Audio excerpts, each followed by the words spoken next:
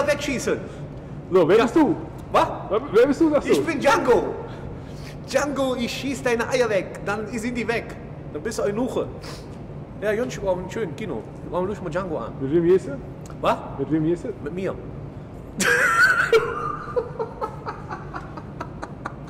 Ja, mit wem gehst? Was hat der für eine blöde Frau? Du gehst alleine ins Kino. Bist du einer von denen, die alleine ins Kino Ja gehen? klar, ich habe mich um mir auch allein. Heißt das nicht, ob ich hin? Ich kann mit mir selber sprechen. Hallo? Ich sitze doch allein im Kino. Echt? Ja klar, ich habe das ganze Kino gemäht. Nein. Ich schon gucke, mit wem ich abends gehe. Mal schauen. Aber der ist gut, der Film. Der muss richtig Knaller sein. Weißt du, dann setze ich mich so in die Zeit zurück.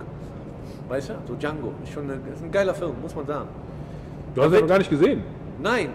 Ich habe nur Kritiken gehört und da wird mal richtig gezeigt, was die Amerikaner wirklich mit den Leuten gemacht haben. Hier mit Sklaven und mit Amerika, die Ureinwohner sind die Indianer. Da wird doch mal richtig gezeigt.